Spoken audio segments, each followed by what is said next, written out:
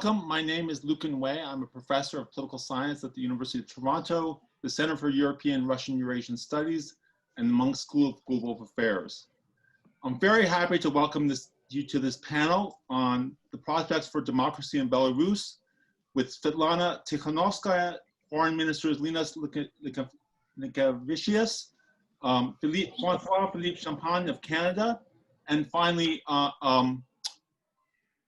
Franak Viačorka, who's an advisor to Tsikhanouskaya, and finally we're going to have remarks by MacKinnon from the Globe and Mail. Before we begin, I want to thank the Robert Austin and the entire staff at the Center for European Russian Eurasian Studies, Marcus Kolga at the MacDonald du Laurier Institute, and especially Sviatlana Tsikhanouskaya. So I'm going to hand it off to the foreign ministers. They are going to introduce Tsikhanouskaya. Tsikhanouskaya is going to have brief remarks, and then we're going to hand it off to Franak Viačorka. So please. So can we start, right? So as already mentioned by François-Philippe, we had a very good day, half of the day, intensive talks. We talked among ourselves, ministers of Canada, Lithuania, Latvia, and Estonia. But we also spent some time with Sviatlana. I appreciate very much your time, Sviatlana. And that's our purpose, definitely, not only to think about future of Belarus, as you said in the title of your conference, future of democratic Belarus, which is not yet the fact, as we know. We are focused on what we have to do now, nationally, internationally, on behalf of our organizations, NATO, European Union, François-Philippe on G7 probably, I don't know, United Nations. But definitely, as Sviatlana noticed today very brightly and rightly, she noticed as a newcomer into the politics that so many instruments, so many political organizations, mechanisms, but they are not working sometimes. So let's discuss what we need, because if we're meeting more often doesn't mean that we will produce more results. So that means we really should focus on something which is tangible, doable, and visible, and definitely would make a difference, basically. So we focused on that, and definitely we have a plan. No time to discuss all these details, but I can assure you that we are not just standing by, but we are actively engaged. And we really continue. So this meeting was not the last one. I'm convinced we will do our best in order to continue. And that's the case. I really appreciate your initiative. I really admire what Canadians, how they are engaged in our continent in all these events, hotspots. I'm extremely grateful to François-Philippe for his active attitude, not only on Belarus, but also on Ukraine. And this is something that really we needed today. So that's, guys, really something what is really appreciated. And I'm also very happy that we're able to say some welcoming remarks to your discussion to today. And as I said, something to be continued. François-Philippe. Well, thank you. Thank you, Lucan, Professor. Dear Canadians, you know, it's 6 o'clock in Vilnius, and I am proud to be standing next to Linas, who was our great host today. And Sviatlana, which is with us, you know, she is kind enough because she spent 3 hours with Canadians today, and she was even wanting to spend even more time with one of the best schools that we have in Canada. So Sviatlana, it's great to be with you. I was saying, you know, not only you inspire the people of Belarus, but you inspire all these women who are fighting for justice around the world. You inspired the world, actually. And you know, as Canadians, where we deeply believe in human rights and freedom and liberty, and to be here in Vilnius, I was saying that to our Baltic colleagues. We even created a summit now where Canada and the Baltics will be meeting annually. But more with respect to Belarus, what we discussed today with Sviatlana was really the next steps, was really the reform program, was really how can we support with technical assistance, how can we share experience, expertise that we can have.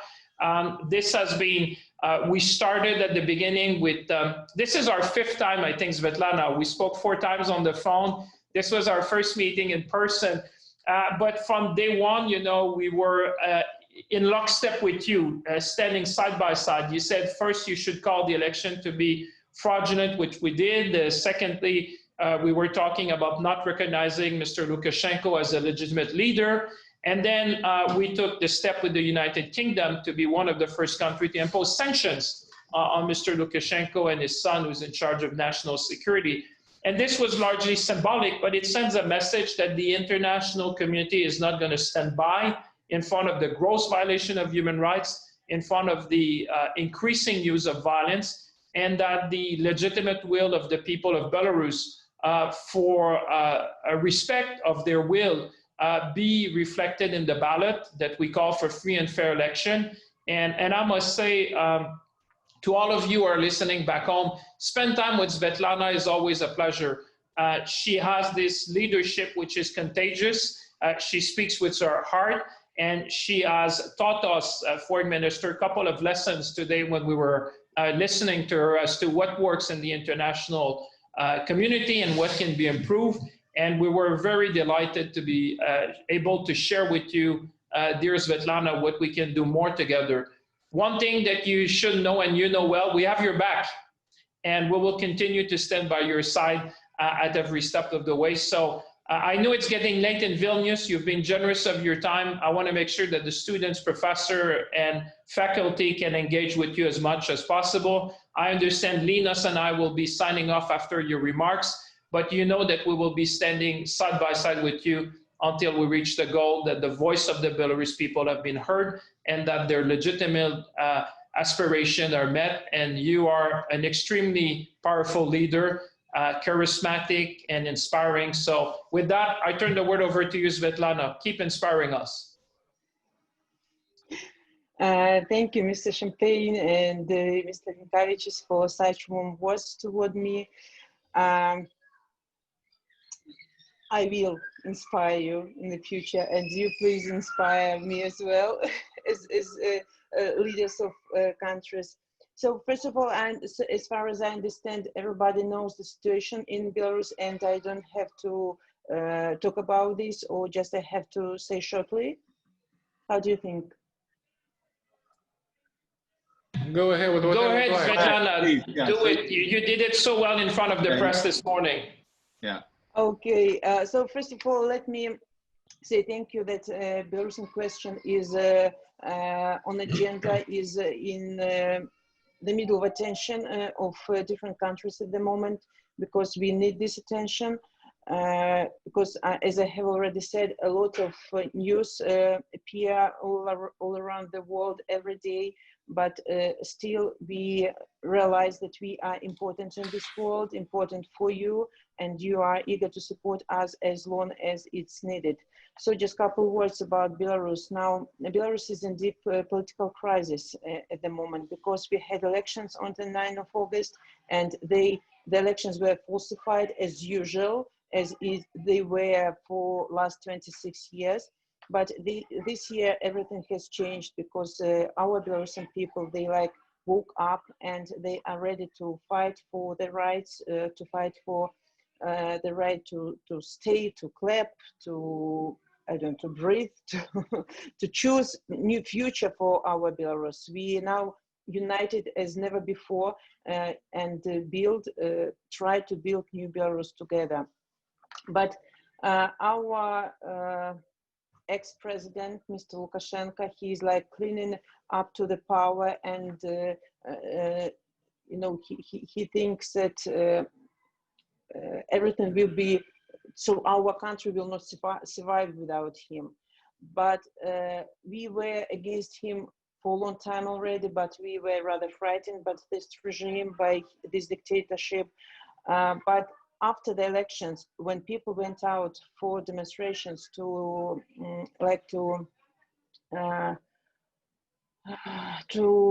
defend our votes, our voices, Belarusian people were roughly beaten, were jailed, where they were tortured and raped.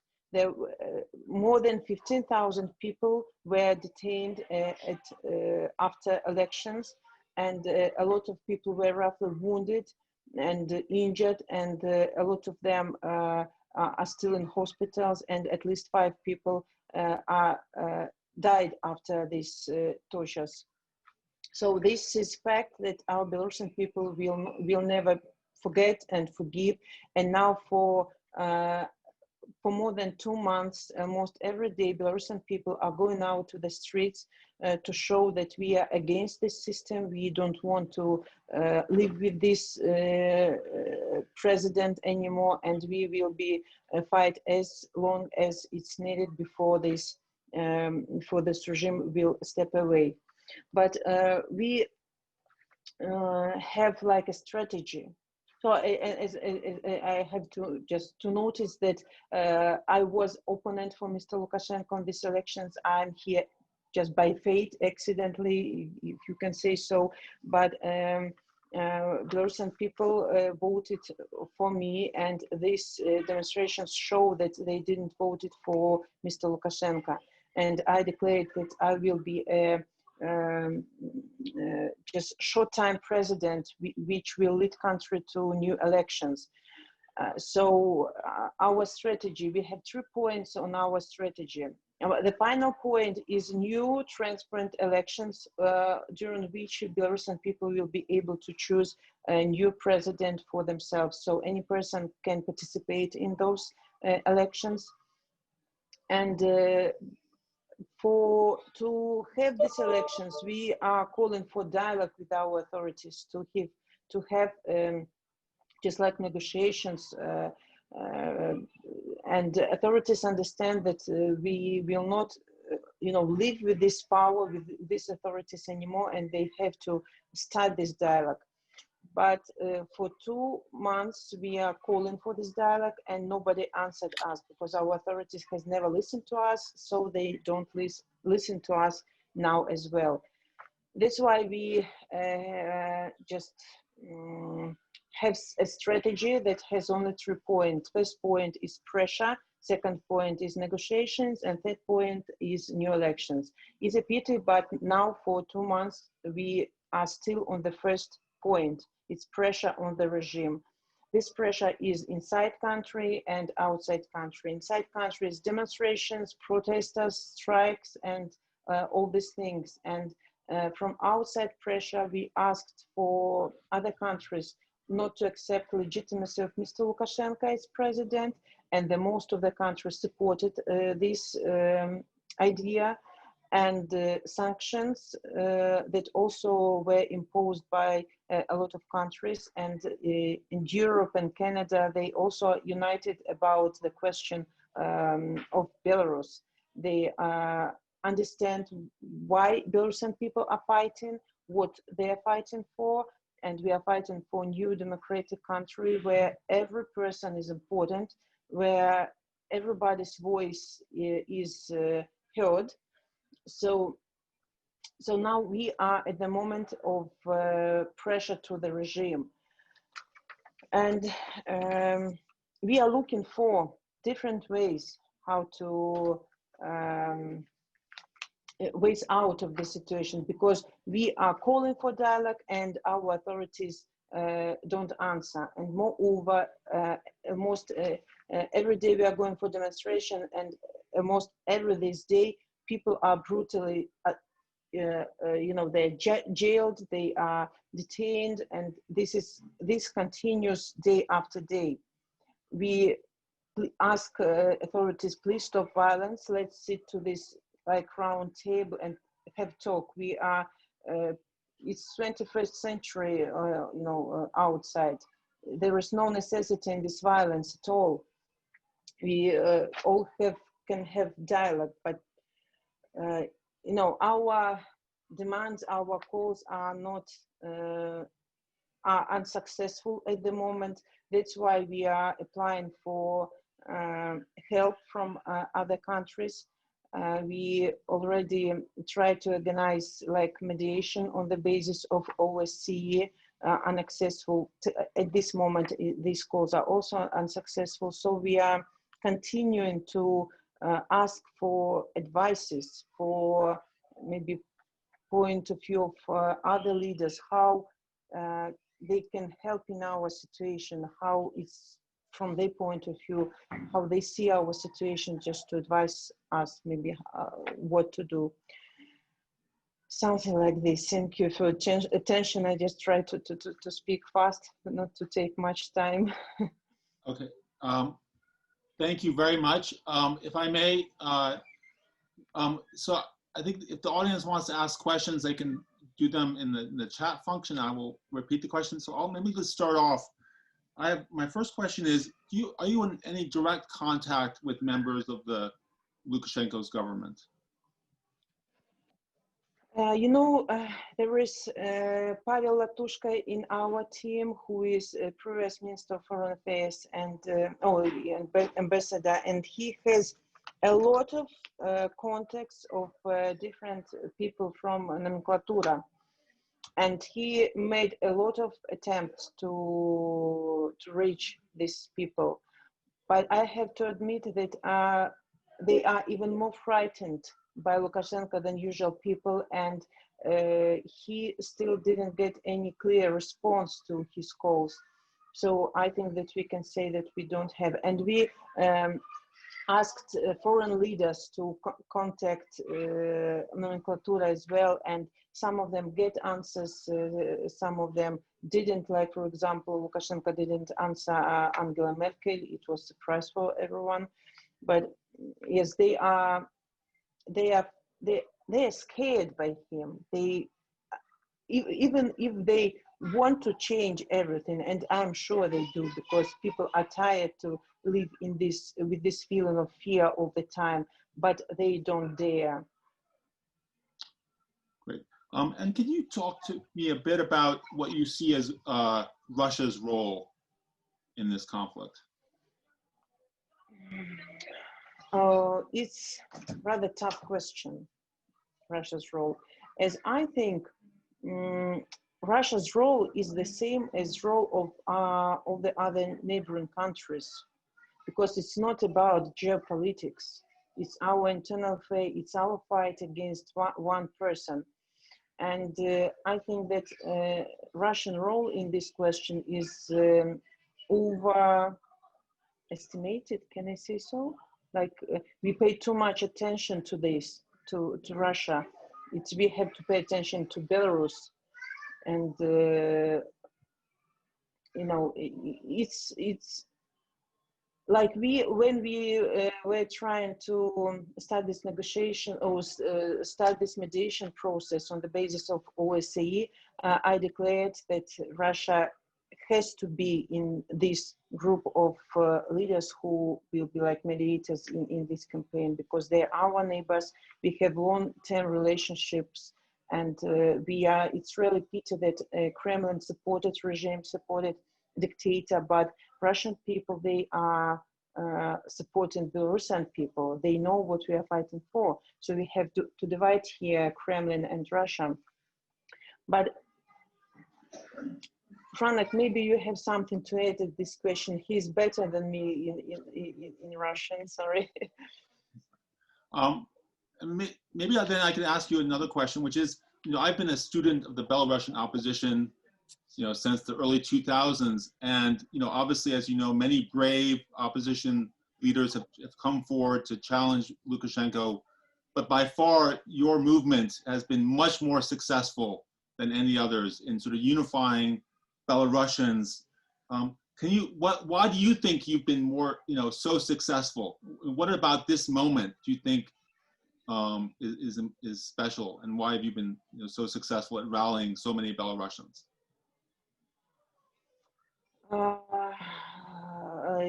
Just I don't want to misunderstand your question. Why now? Protest? No, why now? Why is it? I mean, obviously, Lukashenko has been violating human rights from the beginning. He's killed opposition, but why now in 2020? Why? Many factors influence this state of Belarusian people. I can talk a lot about this, but first of all, Lukashenko lost internet, the meaning, the role of internet in our life. He he stayed in back 10, 15 years back, and he was sure that he controls everything, but he doesn't know his people. He so far away from people that he just lost connection with us.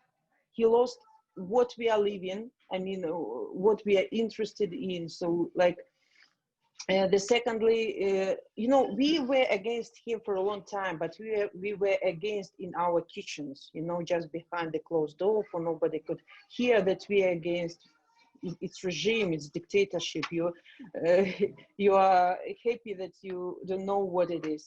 but COVID influenced much, because at the time of COVID, we understand that our government don't take care about Belarusian people at all.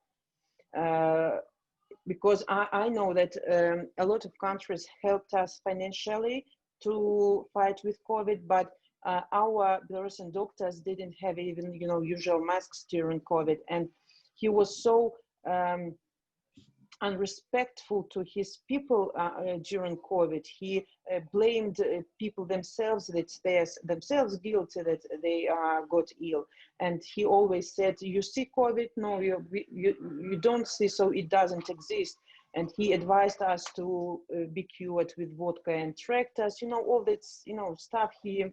And people, at the time of COVID, people start to collect money, themselves started to collect money to buy masks for doctors, to buy those, breathing system for doctors. So we felt that we can do everything by ourselves. We don't need dictator to build this wonderful country by ourselves. So like step by step, and then elections came when he kicked out strong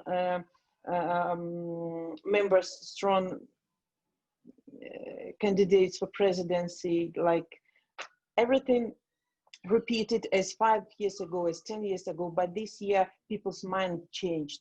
And we were sure that this year, everybody, if we are united, we can change everything. We believed in ourselves. Oh, thank you. So I guess the next question is, I think a lot of people have been struck by the role of women in the leadership of this movement as opposed to past opposition movements. It's been quite striking, and I have to say quite inspiring, especially given the fact that President Lukashenko, ex-President Lukashenko, has, so overtly sexist. Can you talk about the role, of gender in this revolution, and what you think, sort of how,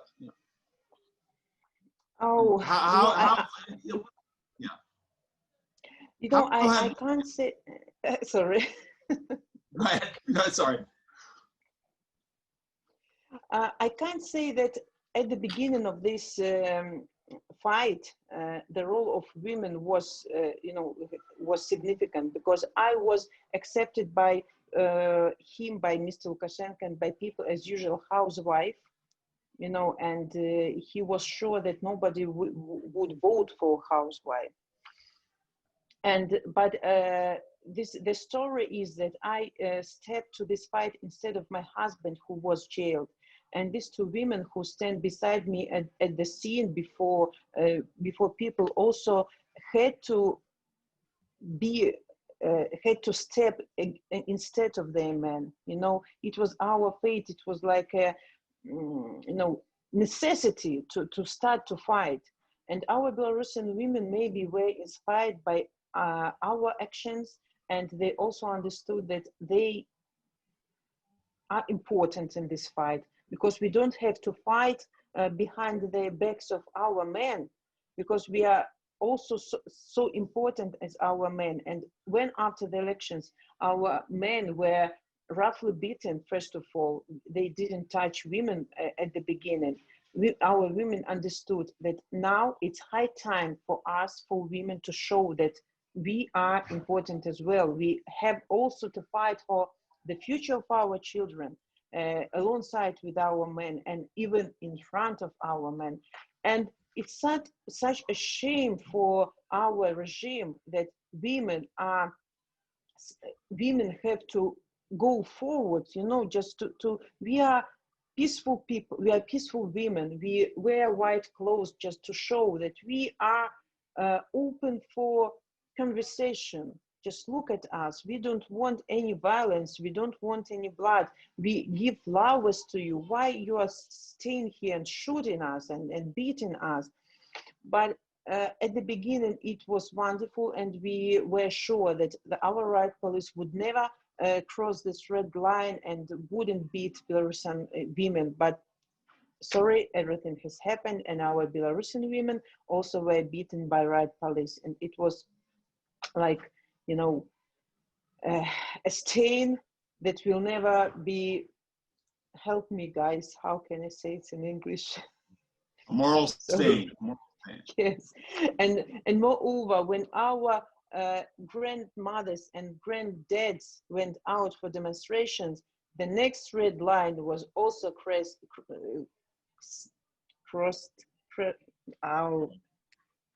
Just stepped.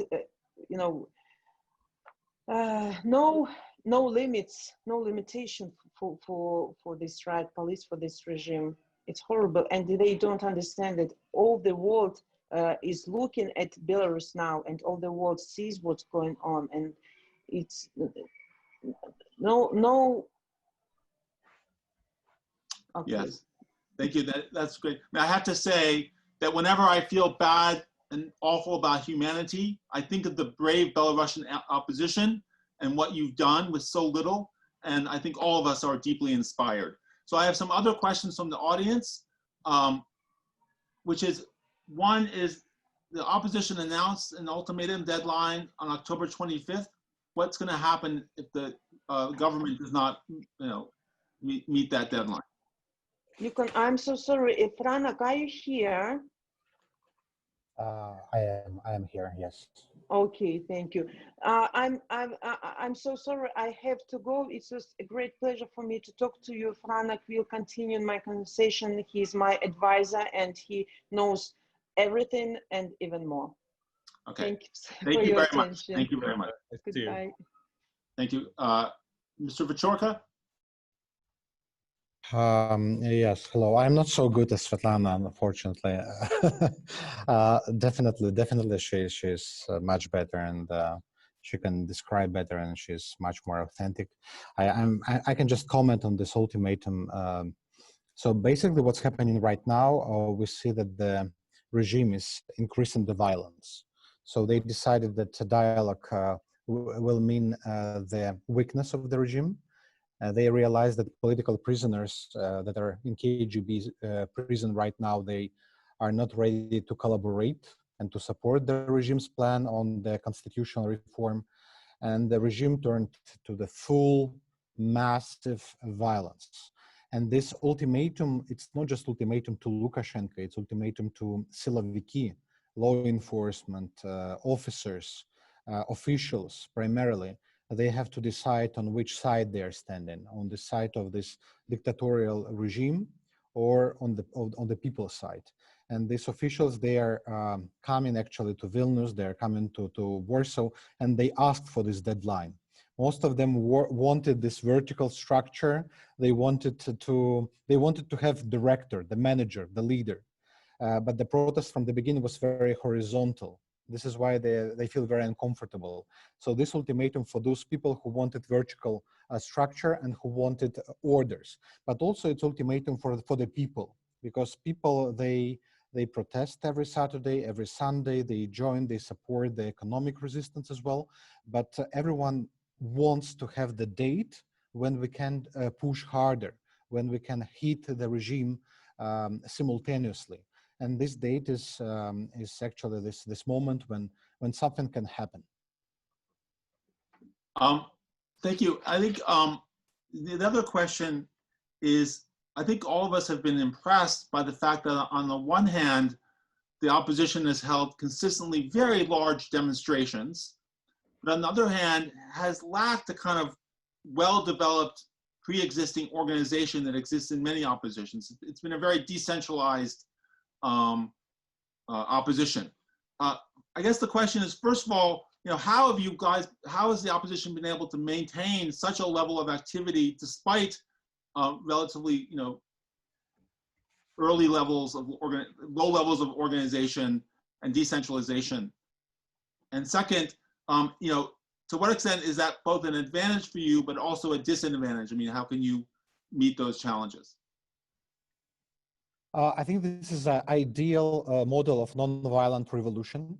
And actually, this Gene Sharp's book, who actually described this 100-something forms of nonviolent resistance, I think almost 80% of them are already used in Belarus, were used and even more.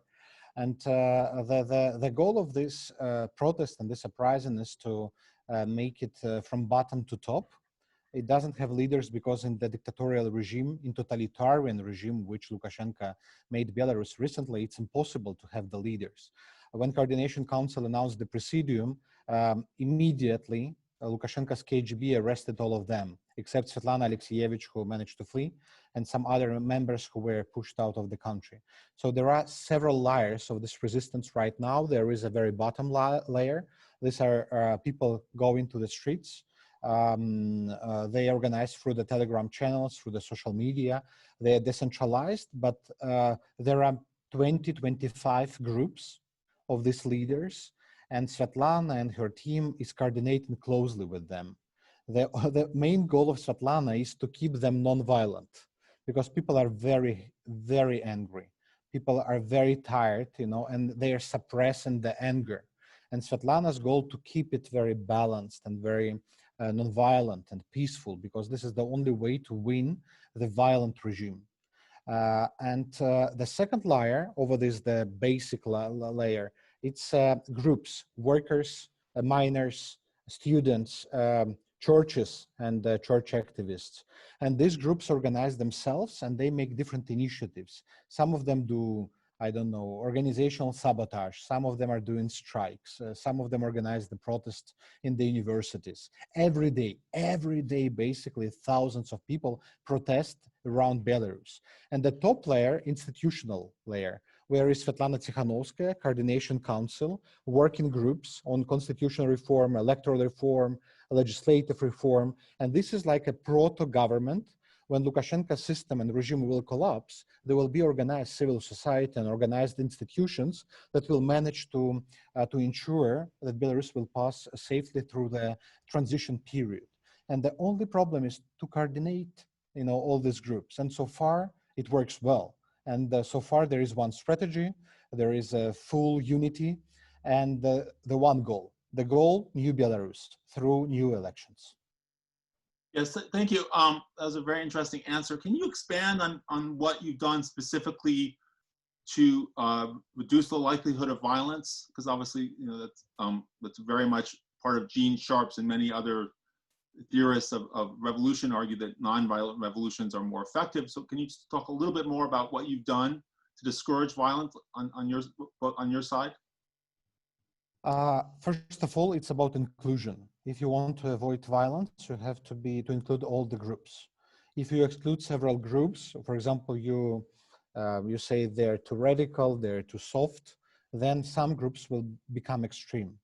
So when you build the movement and you include representatives everywhere and you try to discuss all possible decisions, including the topics of the protest, including the topic of the marches, then it works.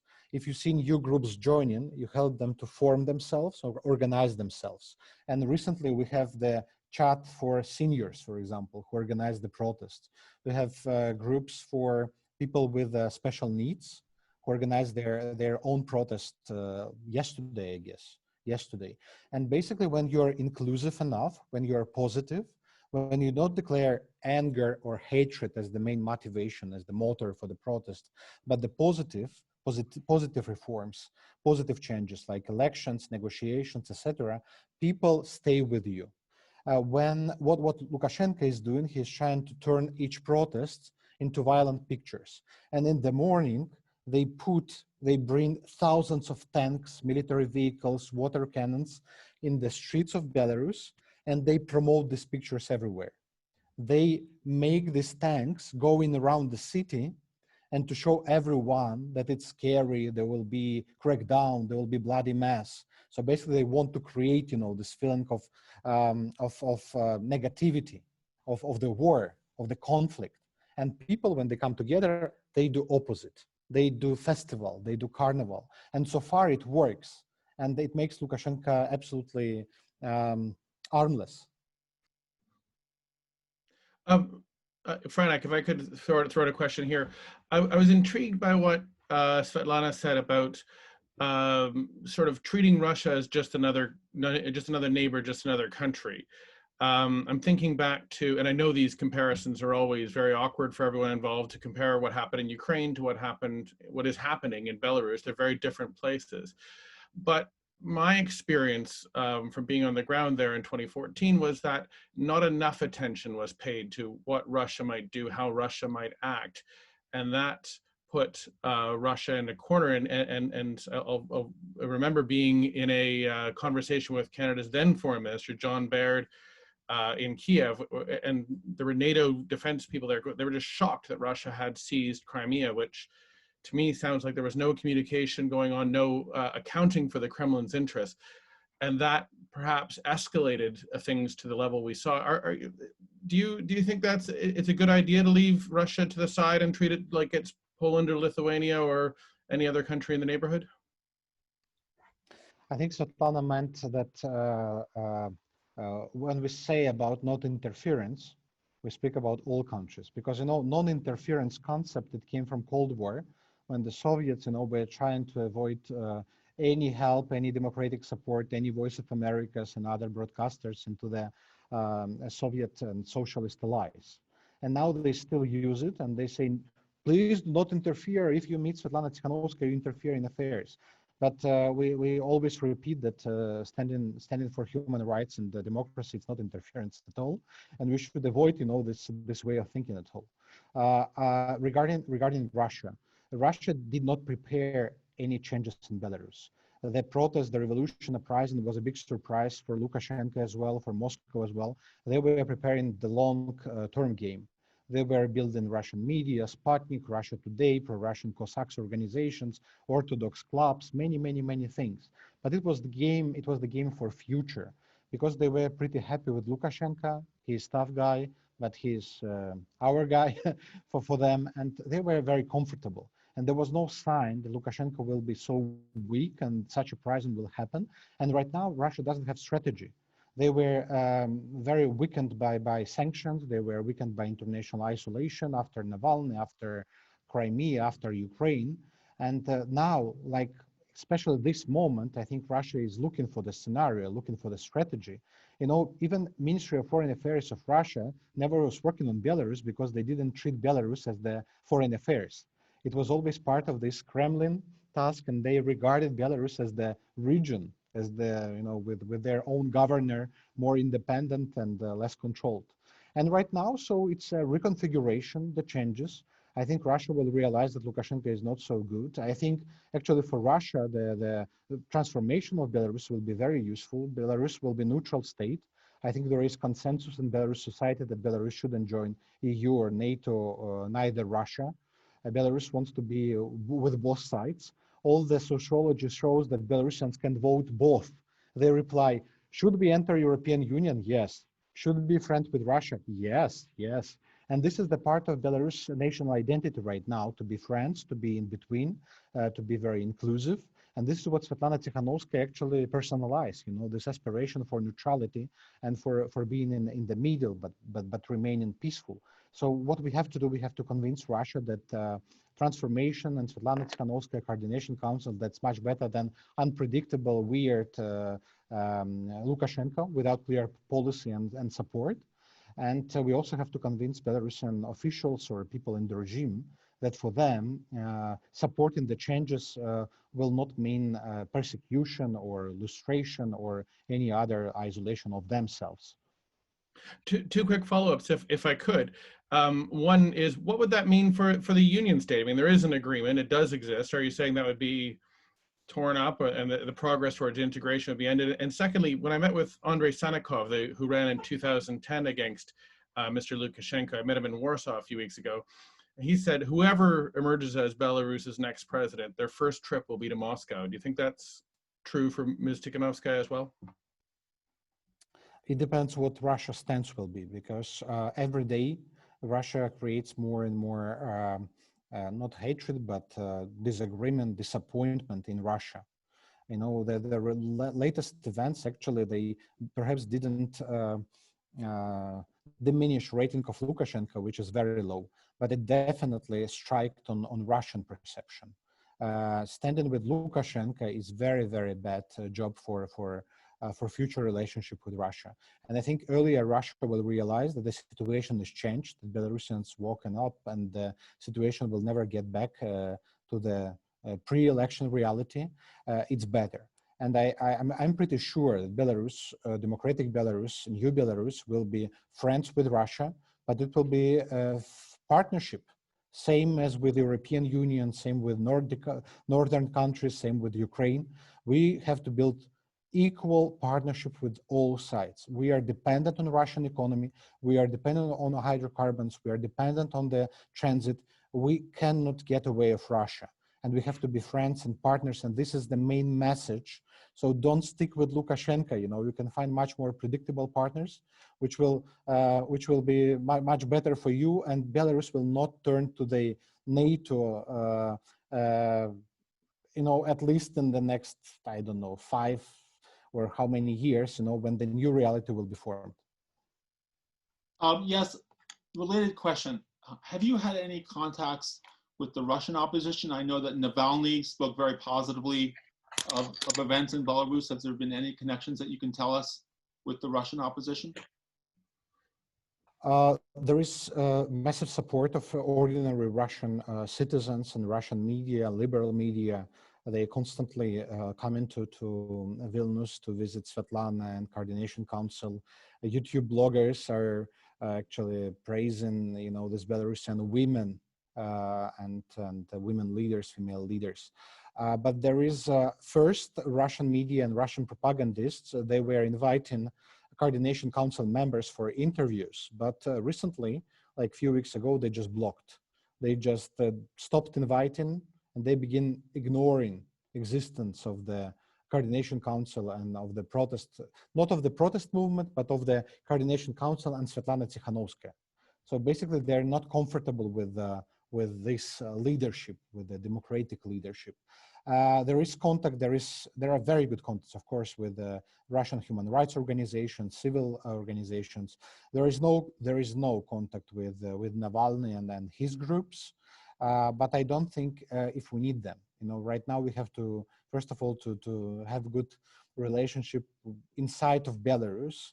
This is why Belarus and our foreign policy is focused primarily on one hand of having more friends for future Belarus, and on the other hand, to stop other forces interference in this transition time, because we are already in transitions.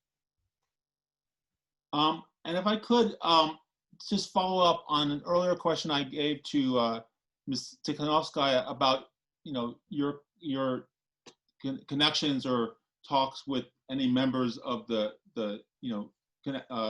specific communications with any members of the regime. Do you have anything else to say that you didn't say? Or yes, Sviatlana actually answered very, very well on this. So no contact so far with the actual representative of the regime. When they contact us, they quit their job next day or they are fired next day. So the regime doesn't, this regime is built in the way so you can easily get in, but it's very hard to get out safely. And when you are out, you will be punished, you go to the jail. This happened to our sportsmen, who are brutal. Olympic champions are in jail just because they wrote on Instagram that they support they are against police violence. So there was a contact, and it's still going, with a representative of Lukashenko's parliament. And it's not a dialogue yet, but it's like consultations. There are some indirect contacts through the mediators, but there is no any common understanding about what to do. So it's a deadlock situation somehow in terms of negotiations. But I think, very soon we can see some dynamics. A visit to the KGB prison, it's not a big change yet, unfortunately, but it's a sign that Lukashenko is looking for escape ways.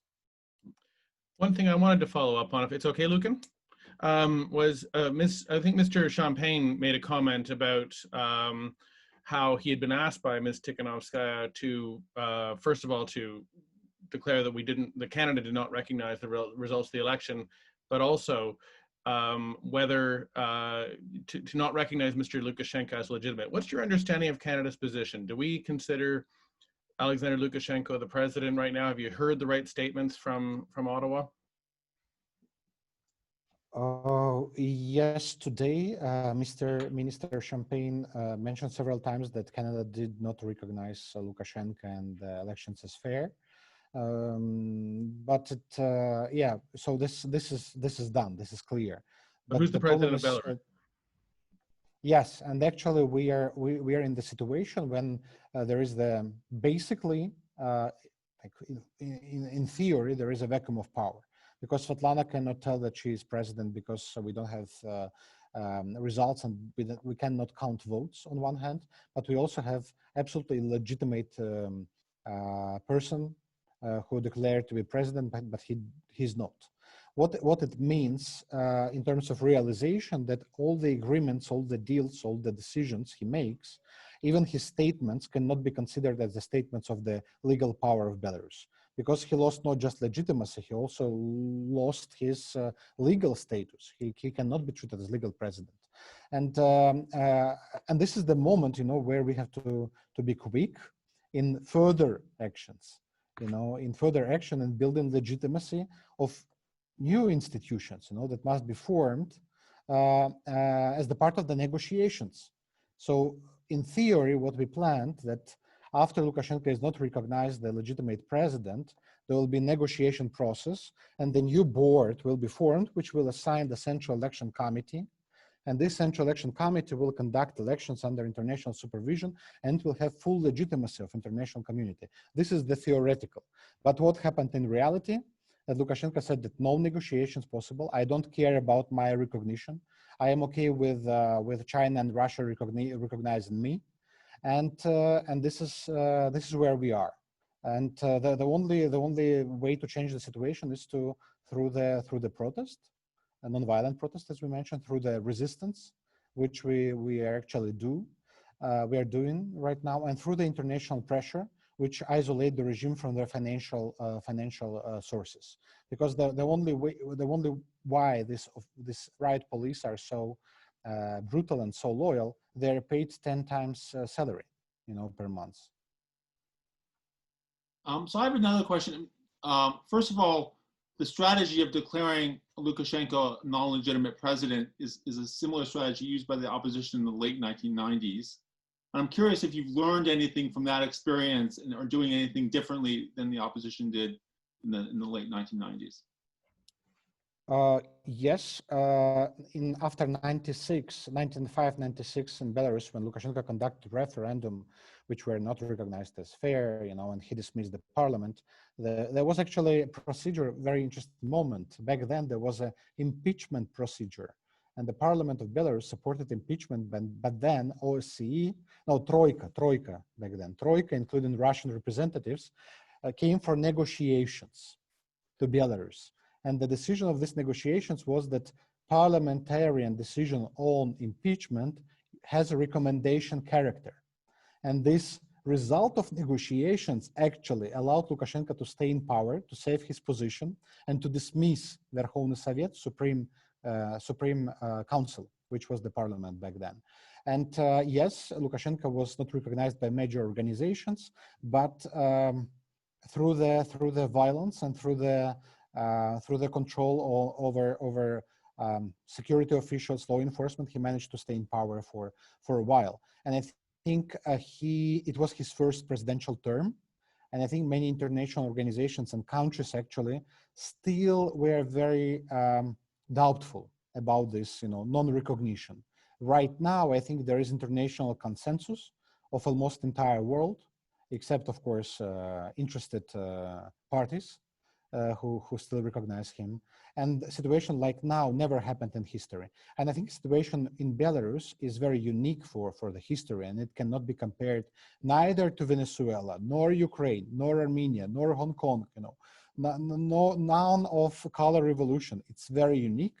Perhaps the closest, it's a 1988, 89 in Belarus itself, before Soviet Union collapse. There is this old living regime.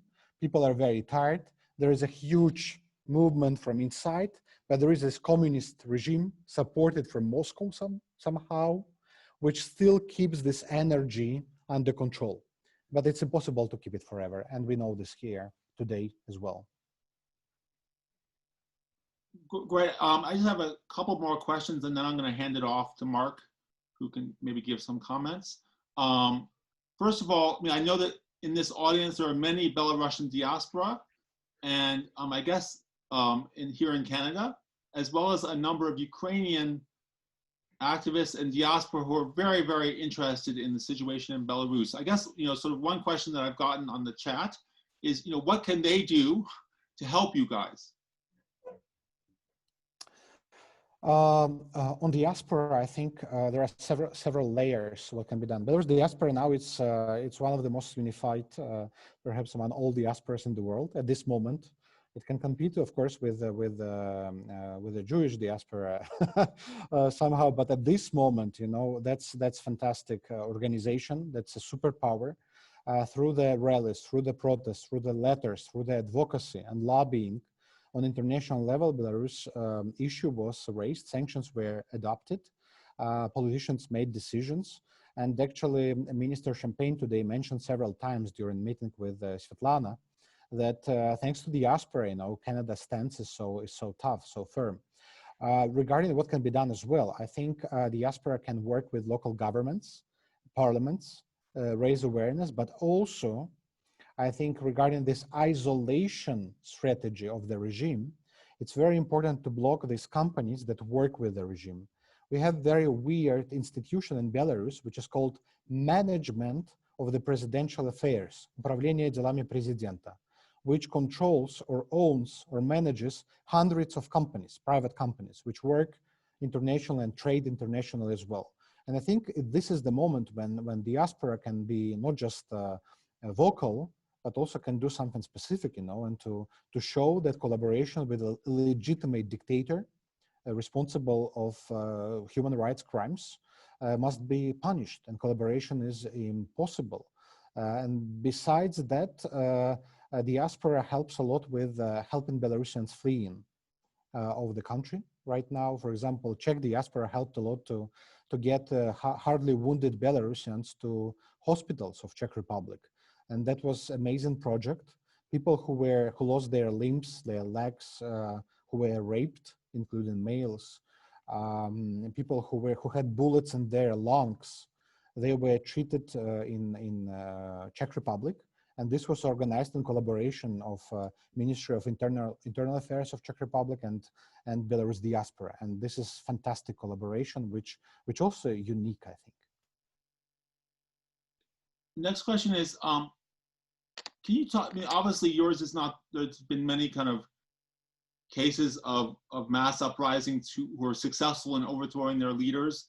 And two examples, contrasting examples, seem particularly interesting. One is obviously that Mark mentioned is in Ukraine, which invited Russian participation.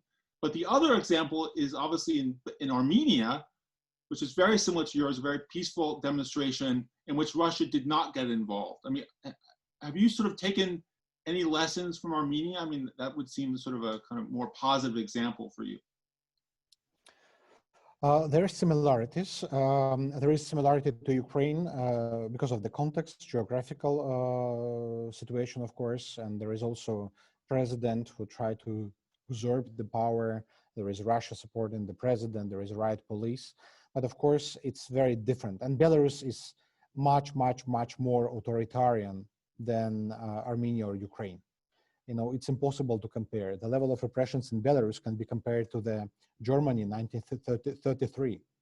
And human rights defenders today counted the number of arbitrary detainees in Germany in 1933, and they showed that it's the same in Belarus right now, in terms of political prisoners, repressions and kidnapping, etc.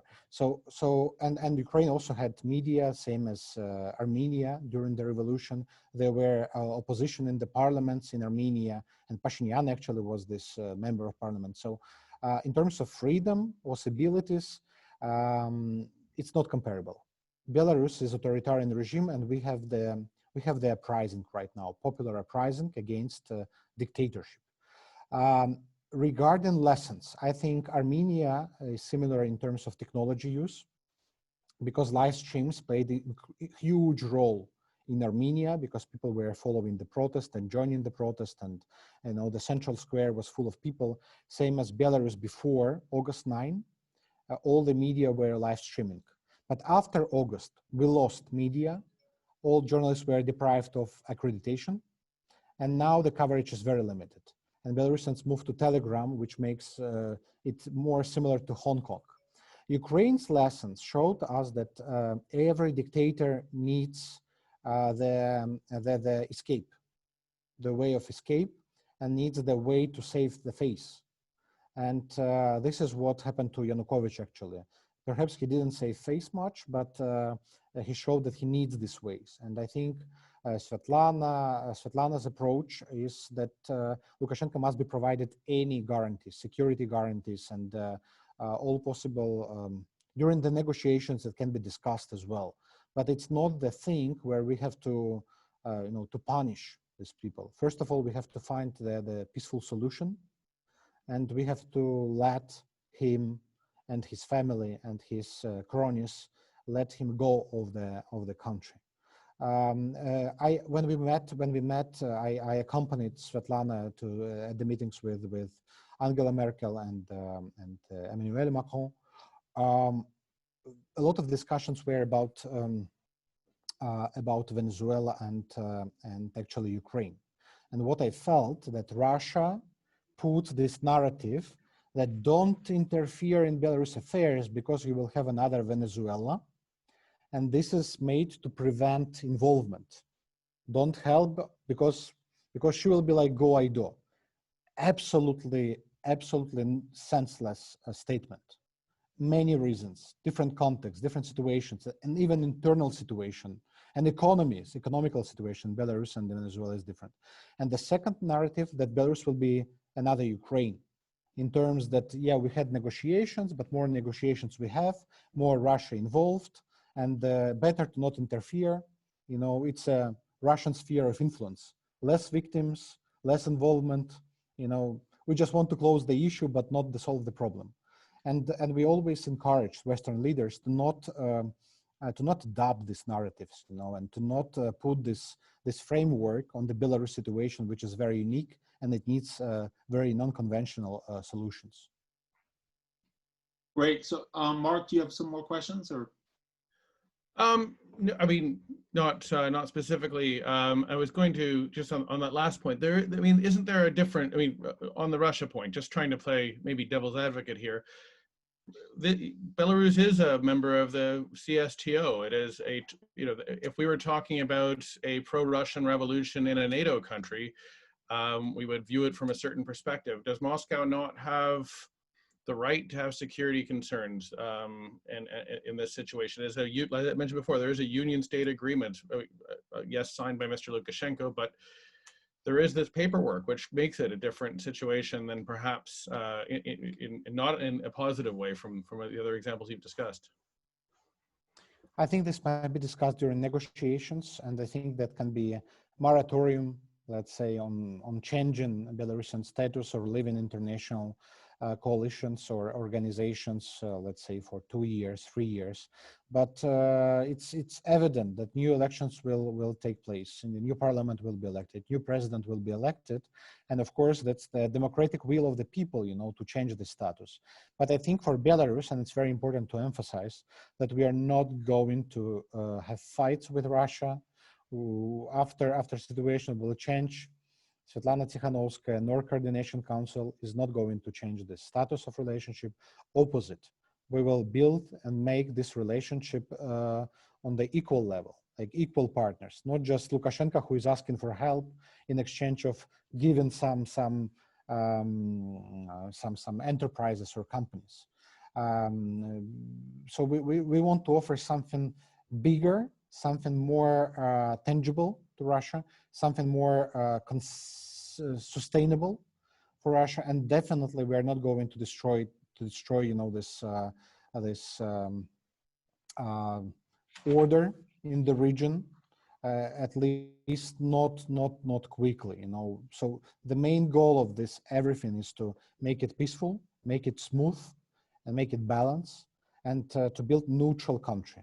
Because Belarus is a neutral country, and Belarus is a neutral country in the center of Europe, which will be friend to every neighboring country, which will be part of all the possible and important collaborations and alliances and trade agreements and WTO included, which is much more important actually than NATO perhaps. So this is the vision for the nearest future after transition.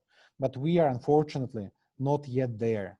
Right now we are in this very first step of building resistance, which will manage to take over the status quo, which will manage to destroy this aggressive, this bloody, tough junta. Great. Actually, before we're going to hand it over to Mark. Before doing that, I wanted to ask you one more question. You mentioned the Upravlenie Delami Prezidenta, which is sort of this profit-making entity of the presidential administration, which is really, as you said, quite remarkable. You know, they have hotels and sort of kind of state capitalism. I don't know what you would compare it to it. And it's a way both for the president to sort of, you know, get lots of money that he has total discretion over, as well as to sort of control large parts of the economy. So one important question was raised was, you know, can you identify any Western companies or, you know, in Canada or Europe or United States or anywhere else that has ties to the Upravlenie Delami Prezidenta that, you know, one might want to, for example, boycott? I mean, basically, we're sort of looking for things that we can do to help you out. So is boycotting sort of an avenue that might help? Yeah, and actually, this is the issue we discussed today as well at the meetings with the ministers. Yeah, it's possible to identify. It's not secret. It's possible to track and trace these organizations and these ties and these partnerships. And I think there are groups, civic groups working on this, same as groups working on sanctions. So it's not made by Sviatlana Tsikhanouskaya and her office. So it's not perhaps our task to do, but it's doable. What we need to invest in investigative journalism, because I think what is much more important and which is very urgent to investigate, you know, about the assets, about the connections, about the ties, not just inside of Belarus, but also outside of Belarus. Ukraine actually is much better. Ukraine is much more advanced than this. And in terms of investigative journalism, fact-checking journalism, in terms of controlling all these assets and fighting corruption, Belarus was always this black hole, you know, isolated for the entire world. And we have to make a huge homework on identifying what actually was happening in Belarus for 26 years and what ties are happening and were being built behind the scene. So thank you. That was a very good segue. You mentioned the importance of journalism, and today we have with us sort of a leading light of Canadian journalism, Mark MacKinnon. He's the senior international correspondent at the Globe and Mail. He's been covering the protests since they began in Belarus for many years. We just exchanged stories about being in Belarus in the mid-2000s. He's a graduate of Carleton University. He's had a total of 7, yes, that's 7-time winner of the National Newspaper Award. And just a couple of years ago in 2016, he was named Canada's Print Journalist of the Year. So it's a real honor to have you, Mark, here. And so I think you're going to say a few words about your views on the situation in Belarus, and then we'll, you know, have more questions and go. Sure. I mean, I'll riff off the question that was put to Franak a moment ago about the diaspora, and it is, it can make a giant difference. I remember back when I was covering the Orange Revolution all those many years ago, and suddenly the Ukrainian diaspora, which was always quite large, emerged and let our editors know they were there. And that gave me the ability to convince my editors that, yes, we should remain in Ukraine for months and we should stay here and cover every twist of this story because it matters to our readership. And I've only started, I'd say, in the last few months, and congratulations for doing this, starting to hear from the Belarusian Canadians, from the Belarusian diaspora in Canada, and our editors are now aware that you're there and are pressuring, not pressuring, but they are much more interested in the story than they were previously. As Lucan mentioned, I've been covering Belarus off and on since my first trip was, I think, 2004. I was there only long enough to sort of get a little taste of what Sviatlana and Franak must consider to be daily business there. And my last trip in, I was covering the 2006 jeans revolution. And that night after the protest, I went back to an apartment that I was staying in. And what was supposed to be a safe place, because my translator didn't want me in the hotel because he thought the security services would find me too easily. And so I'm in this anonymous hotel apartment, and someone just starts pounding on my door as I'm writing. And I get up and I look into the hallway, and there's nobody there. So I go back to my desk, carry on, and someone is just hammering that door with a fist or a foot or a tool. And I get up, and through the little peephole, I can see there's nobody there. And I called my translator, and he says, "Whatever you do, don't open the door tonight. This is what they do." And that's what I remember really strongly, those words, "This is what they do." And another journalist that night, Pavel Shedemets, who tragically was killed in Kiev a few years ago, opened his door and was beaten, and then charged with starting the fight that night. So it's, as a journalist and personally, really inspiring and exciting to see what's happening in Belarus right now. It was a great thrill for me to go to Warsaw recently and meet some of the same people who were on the streets in 2004 and 2006 protesting against Mr. Lukashenko. That said, I do think that it can be overly optimistic to speak of Russia as though it's not going to be a player in what happens going forward here. As I think Franak referred to, Russia sees Belarus as an oblast, as a region rather than as another country.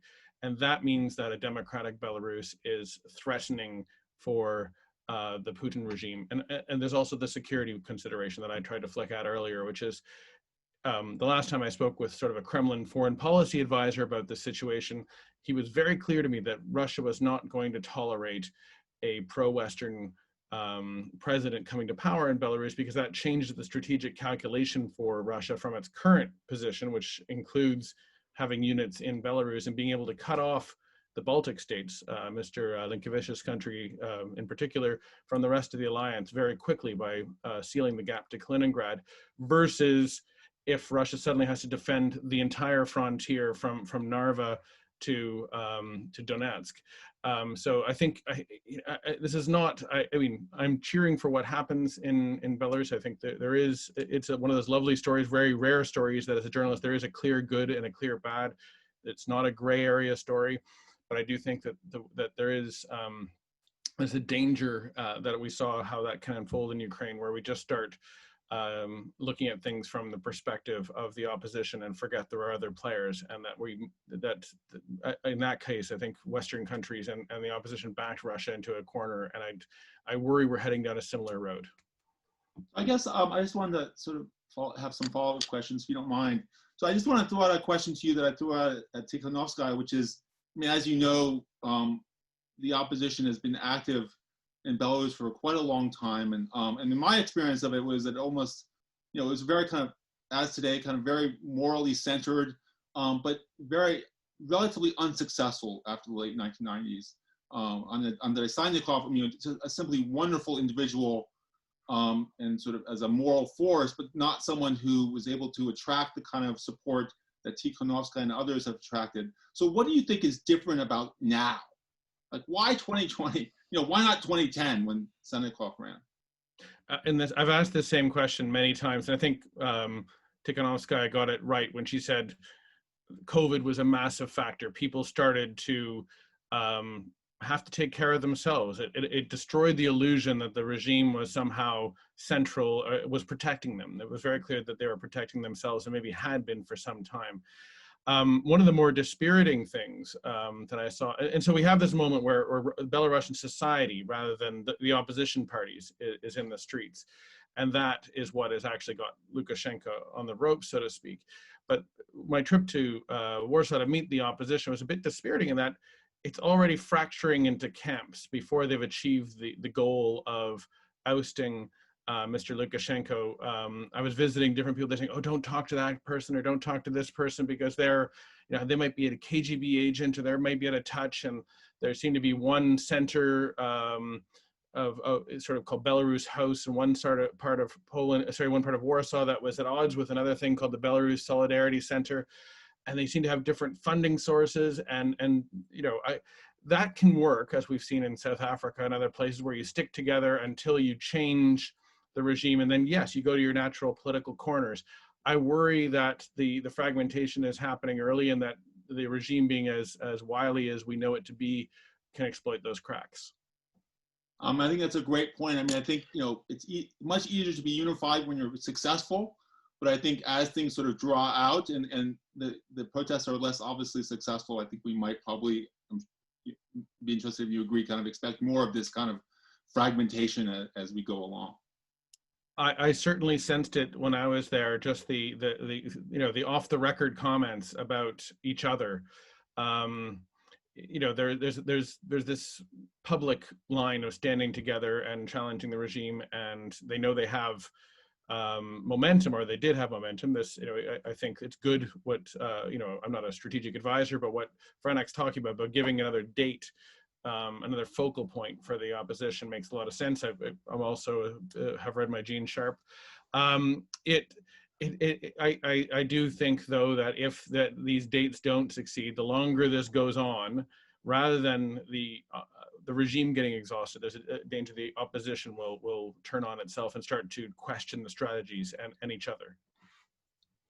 So I guess my other question goes back to Russia, which is that, I mean, at least in the beginning, and certainly from the discussions of Mr. Viačorka, it does seem like the Belarusian opposition has learned a great deal from the Ukrainian experience, in the sense that they have really made an explicit effort not to make this about geopolitics in a way, and sort of, in a sense, kind of broadly speaking, followed the Armenian example.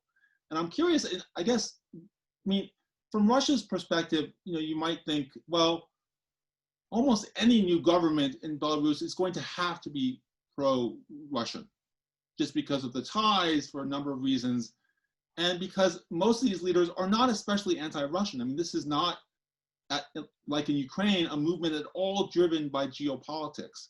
So I guess my question is, you know, one, I mean, if you can sort of, you know, speculate about why Putin, you know, why not, Putin and the Russian government have never liked Lukashenko. So in a sense, like, why not, you know, Tsikhanouskaya or, you know, some other pliable figure, I mean, as in Armenia? Why not just accept that?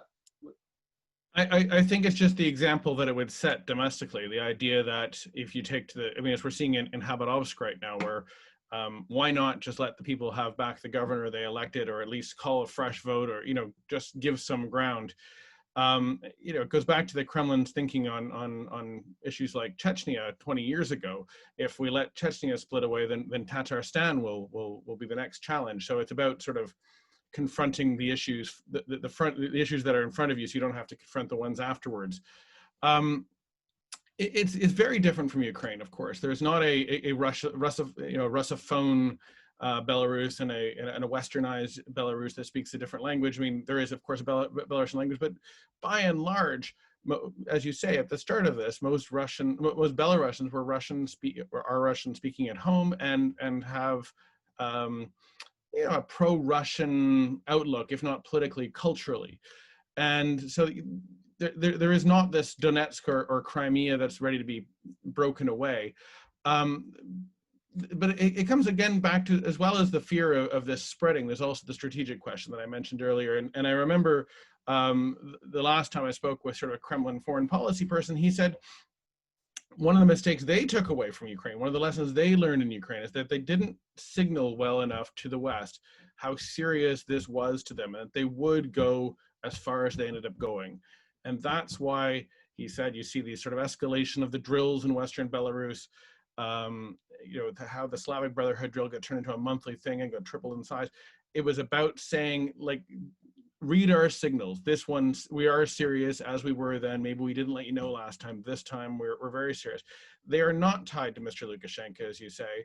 And one of the Western diplomats that I spoke to about recently about this said, you know, there are some very easy solutions here, where you come up with an interim leader that everyone can sort of be happy with, and the constitutional process that it doesn't involve Mr. Lukashenko. It's just about, I don't think the Kremlin wants to give that inch.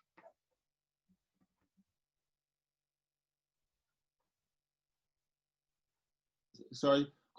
Maybe I can bring you, Mr. Viačorka, into the conversation.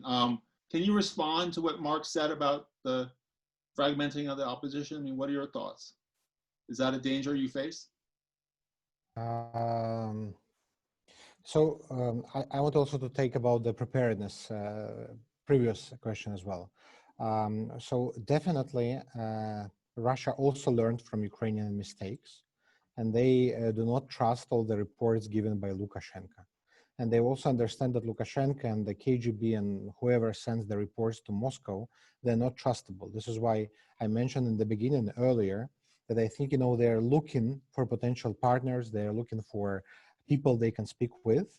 So as we didn't have official contacts with Russia, Russian representatives, Kremlin, MFA, but we had talks, and representatives of Coordination Council did visit Moscow to speak to analysts, to expert think tanks about how they see the situation.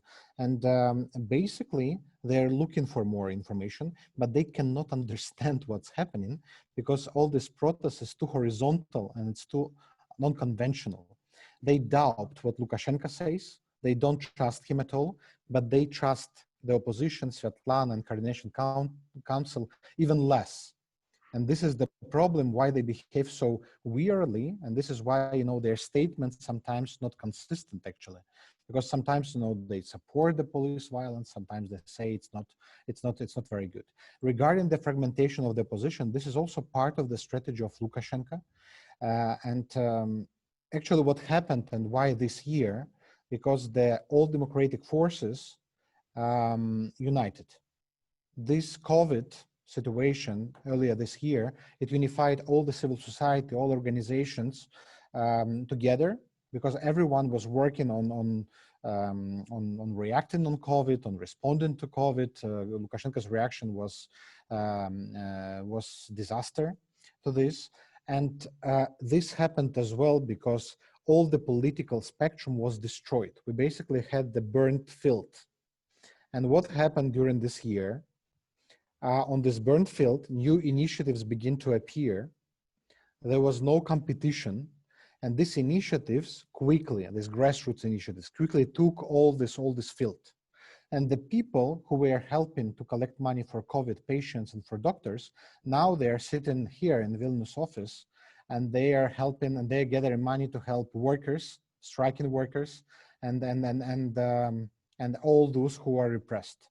And the whole opposition and the whole protest movement, it was created around the civil society initiatives, not against them, not separately, but around them. And we have absolutely new civil society formed right now, and there is no signs of fragmentation, of separation, of division in the opposition right now.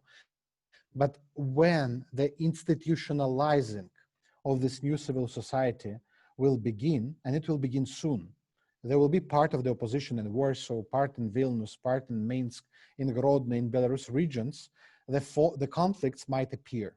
If the street protest will decline, if Lukashenko will manage to cut heads of the oppositions and to put all of them in jail, definitely opposition will get back to these conflicts and competition. This is why we have to act quickly. This is why Sviatlana, as the only legitimate and popular leader, has to play the role of unifying leader and has to listen to everyone. And this is why we have to create structures like Coordination Council, which is serving as prototype of parliament. Yesterday, I talked to the leaders of traditional political parties of Belarus, and I was impressed that all their structures of all this old communists of Belarus, social democrats, Greens, I didn't heard from them for several years. And they said that we are involved already, no worries. We are involved in campaign, we work already, no worries. Just let us know when parliamentary elections will be scheduled, and we will be fighting there. And this impressed me a lot. We have absolutely unified nation and for one goal. Great. Well, thank you. I mean, I think that might be sort of a good note to end it on. I mean, Mark, do you have anything final comment? No, that's a perfect note. So thank you. Mr. Viačorka. Thank you, Mark MacKinnon. Thanks to Tsikhanouskaya and the foreign ministers. This has truly been a wonderful event. And well, this won't be the last. We will be holding many Belarus events on Belarus by the center, organized by the center in the next coming weeks, and we'll let you know. So thank you very much. Goodbye.